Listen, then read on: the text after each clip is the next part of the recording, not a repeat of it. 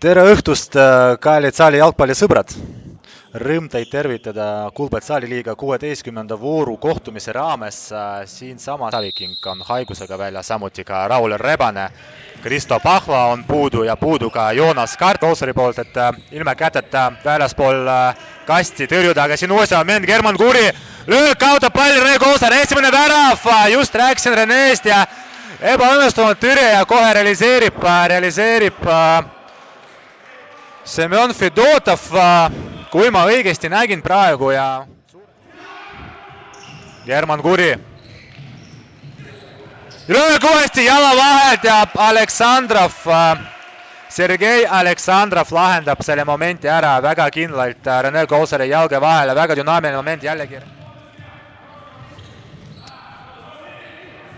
Karu Urbaleht kaotab palli, nüüd tuleb tagasi töötada Semjon Fedotov.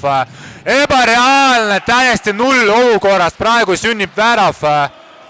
Ei tundunud see hetk nii ohtlik praegu, lasti lihtsalt Semjon.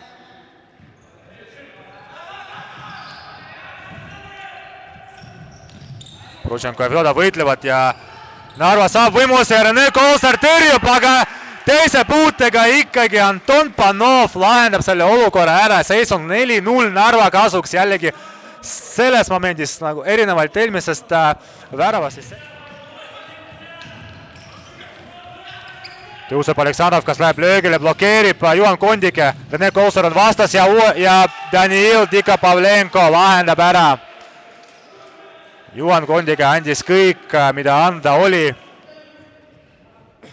Nuuma. Tugev löög ja ongi värav, Karol Uiboleht teist mängu järjest koduplatsil skoorimas 5-1, Ravensi tagasitulekust rääkida oleks. Ja jälle Semjon Fedotov saab täiesti vabalt palli kätte ja Rene Kooser võitleb põhimõtteliselt 1-1 ja ikka värav väga terava nurga alt, no täna lendab absoluutselt kõik sisse, mis värava suunas lendamas on. Masplado keskele kaotab palli, 2-1 olukord, Prušenko ja Fedotov läheb 1-1 ja skoorib ära ja siin mina võib-olla oma reaktsiooniga natukene jäin hiljaks, aga suhteliselt selge oli kõik, ka selle läks kergema vastupanu teeb. Ja Juhan Kondike röövib Födorovit ja lööb ära 7-2 on seisuks nüüd. Juhan Kondike ülemäära ei rõõmusta. Temaga võib laseb mängida ja paneb Patškoosest Aradubel ja Nuuma. Kahju, et sellel momendil ei tulnud jätku, sellised momendid teevad. Ja milline värav, Sergei Aleksandrov.